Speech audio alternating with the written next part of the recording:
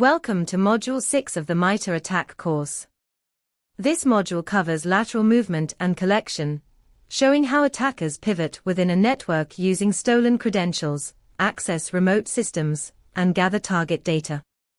It emphasizes detection of these activities through logs, process monitoring, and file access patterns, and prepares learners to spot and analyze internal reconnaissance and data staging.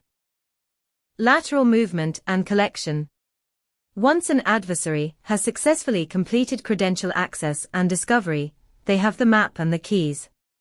The next logical phase is lateral movement, TA0008, pivoting from the initially compromised host to other high-value assets, and collection, TA0009, locating and gathering the target data. These tactics generate a flurry of internal network authentication and file access events. Learning objectives. By the end of this module, you would be able to 1. Explain how attackers perform lateral movement using RDP, PSExec, and WMI. 2. Detect signs of remote service session hijacking and unusual session activity. 3. Identify collection behaviors, including mass file access, keyword searches, and screen capture. 4. Recognize data staging, compression, and encryption, and monitor for suspicious activity. Lateral movement, internal pivoting techniques. Lateral movement involves remotely executing code or interacting with services on remote hosts within the victim's network. This is often achieved using stolen credentials, T1078, and native, trusted protocols. Under this, we have two techniques, which are remote service session hijacking, T1563, and remote desktop protocol, RDP, and service execution, T1021, with T1570.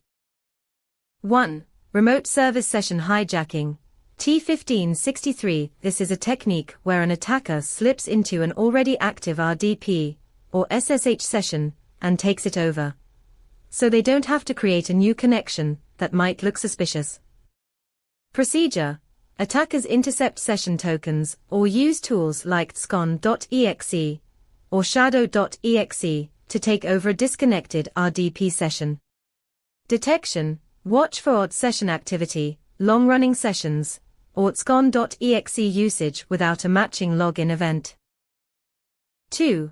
Remote Desktop Protocol, RDP, and Service Execution, T1021, T1570. This is the most common and effective lateral movement techniques rely on protocols designed for legitimate remote administration.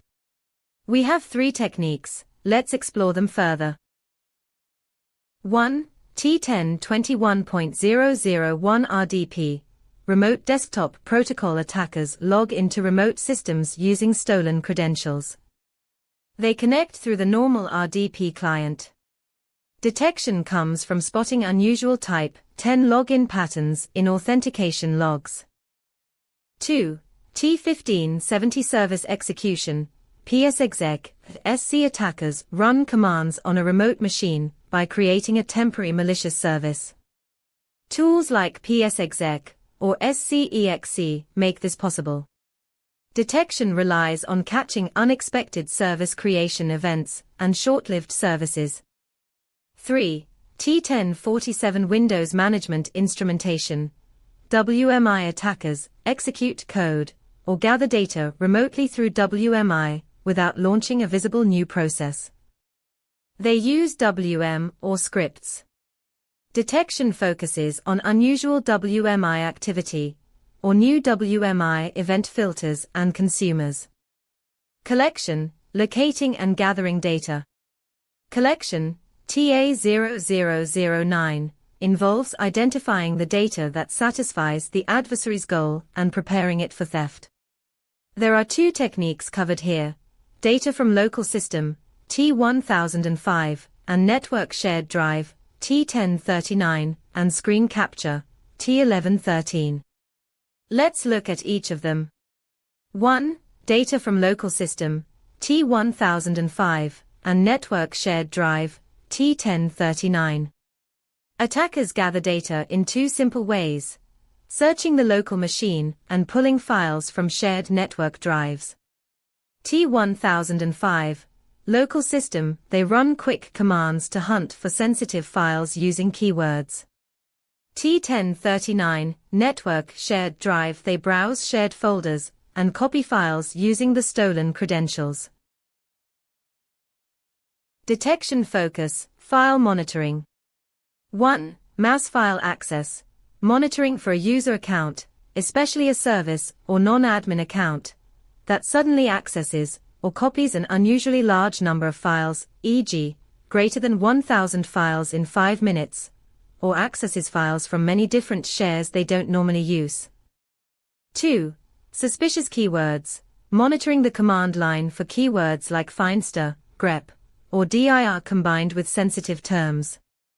2. Screen capture, T1113.